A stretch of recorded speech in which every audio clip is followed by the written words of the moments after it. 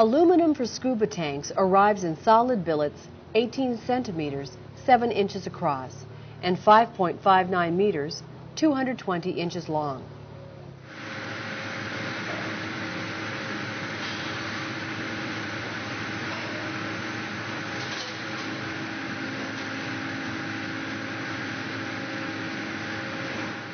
Saws cut aluminum slugs the proper weight from the billet. A standard U.S. 80 cubic foot scuba cylinder requires approximately 14.5 kilograms, 32 pounds of aluminum.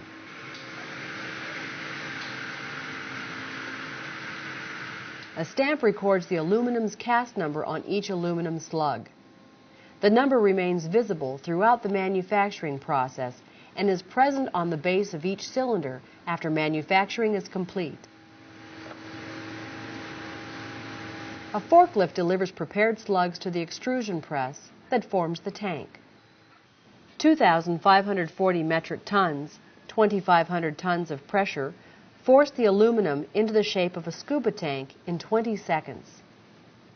Friction heats the aluminum to nearly 147 degrees Celsius, 300 degrees Fahrenheit. Aluminum is so malleable that it extrudes around the press piston.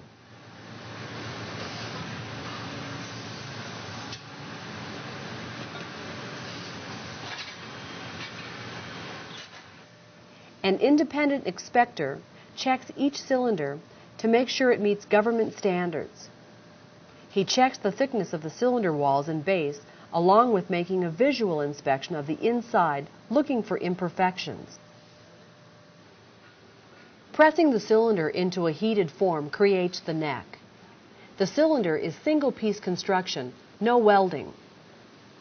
The tanks are then solution heat treated to a T4 condition for 1 hour. A water quench and T6 aging process hardens the relatively soft aluminum alloy by changing its molecular structure. After hardening, 1 of every 200 tanks goes through tests that determine the tank's tensile strength. To conduct the test, a saw removes a coupon or portion of the tank. A 27,240 kilogram, 60,000 pound tensile strength machine pulls the coupon apart.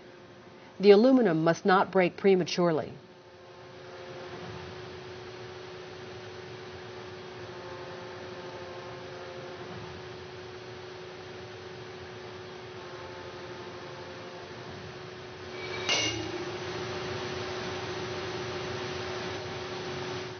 The crush test determines how much external pressure the tank can withstand.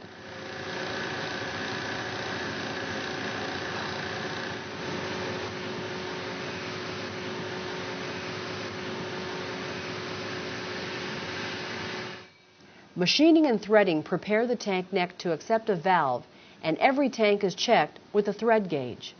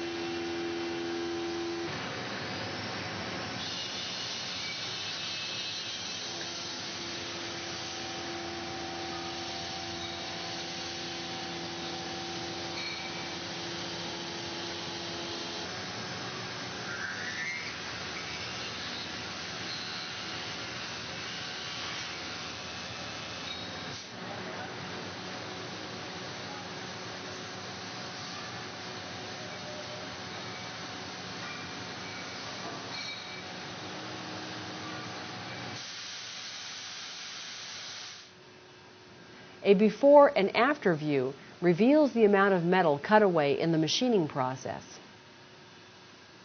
Every tank goes through hydrostatic testing before leaving the factory. The hydrostatic test measures tank expansion under pressure. Filled with water, tanks go into a water jacket. Testing equipment increases the pressure inside the tank to 5/3 its working pressure. The tank expands, displacing water from the jacket. Measurements of the displaced water indicate how much the tank expanded. If the expansion is within acceptable limits, the tank passes the test. If not, it fails and can't be used. Markings stamped on the cylinder neck show the manufacturer's name and tank specifications, including service pressure, hydrostatic test date, and serial number.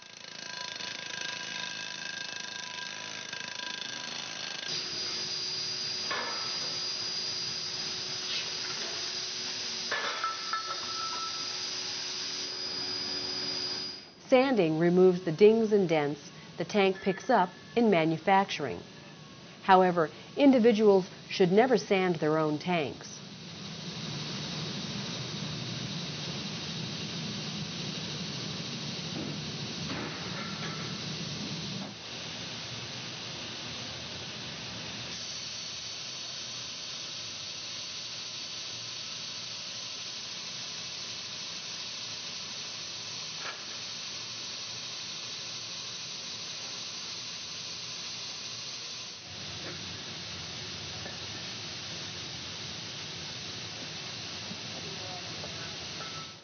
To serve as a base, each tank gets a base coat of primer.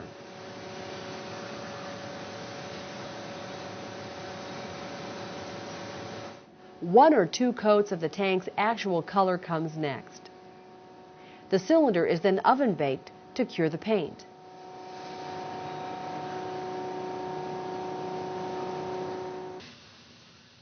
Each tank must pass strength, metal chemistry, and cosmetic inspections before shipping.